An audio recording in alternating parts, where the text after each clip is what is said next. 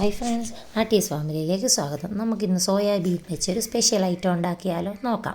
അതിനായിട്ട് ആദ്യം നമ്മൾ സോയാബീനിനകത്തേക്ക് മുളക് പൊടി, മഞ്ഞൾപ്പൊടി, ഗരം മസാല, കുരുമുളക് പൊടി, ഉപ്പ് എന്നിവയിട്ട് നന്നായിട്ട് മിക്സ് ചെയ്തെടുക്കുക. അതിലേക്ക് കുറച്ച് കോൺഫ്ലവറാണ് ഞാൻ ഇടുന്നത്. നിങ്ങൾക്ക് മൈദ ഉണ്ടെങ്കിൽ മൈദയുടെ ഒന്നും ഇട്ടില്ലെങ്കിലും കുഴപ്പമില്ല. ഇത് നല്ല ഹൈ ഫ്ലെയിമിലിട്ട് തന്നെ, തിളച്ച എണ്ണയിലിട്ട് ഹൈ ഫ്ലെയിമിൽ തന്നെ വറുത്ത് കോരണം. ഇല്ലെങ്കിൽ ഇത് മുഴുവൻ എണ്ണയും കുടിച്ചെടുക്കും. അതുകൊണ്ട് ഹൈ ഫ്ലെയിമിലിട്ട് വറുത്ത് കോരിയ ശേഷം വേറൊരു പാത്രത്തിൽ കുറച്ച് നെയ്യ് ഒഴിച്ച് കുറച്ച് അണ്ടിപ്പരിപ്പുമായിട്ട് വറുത്ത് കോരി മാറ്റി വെച്ചു. കുറച്ച് മുന്തിരിയും ഇട്ട് വറുത്ത് കോരി മാറ്റി വെച്ചു. എന്നിട്ട് ഞാൻ വേറെ ഒരു ഇരുമ്പിൻ്റെ ചീനച്ചട്ടിയാണ്, കുറച്ച് വലിയ പാത്രത്തിന് വേണ്ടി അത് അടുപ്പിൽ വെച്ച് ചൂടായി വന്നപ്പോൾ എണ്ണ ഒഴിച്ചു. എണ്ണ ചൂടായി വന്നപ്പോഴത്തേക്ക് എണ്ണയിലേക്ക് കടുകിട്ടു. ആ കടുക് പൊട്ടി. അന്നേരം പിന്നെ ഉള്ളി ഇട്ടു, സവാളയാണ്. സവാള ഇട്ട് ഇളക്കി അതിലേക്ക് പച്ചമുളക് ഇട്ടു, കറിവേപ്പില ഇട്ടു. എന്നിട്ട് ഇതെല്ലാം നന്നായി വാടി വന്നപ്പോൾ അതിലേക്ക് കുറച്ച് തക്കാളി ചെറുതായി അരിഞ്ഞത് ഇട്ട് കൊടുത്തു.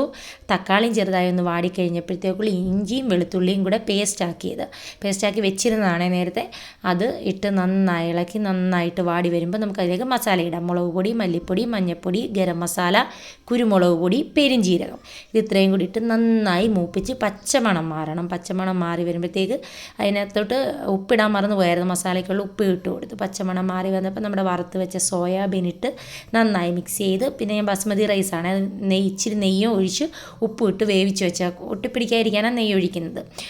വെജിറ്റബിൾ ഓയിൽ ഒഴിച്ചാലും മതി. നിങ്ങളുടെ കയ്യിൽ സാധാ റൈസാണുള്ളതെങ്കിൽ അത് വെച്ച് നമുക്കിത് ചെയ്യാം. കുഞ്ഞുങ്ങളുടെ ലഞ്ച് ബോക്സിലൊക്കെ കൊടുക്കാൻ പറ്റിയ നല്ലൊരു ഐറ്റമാണ്.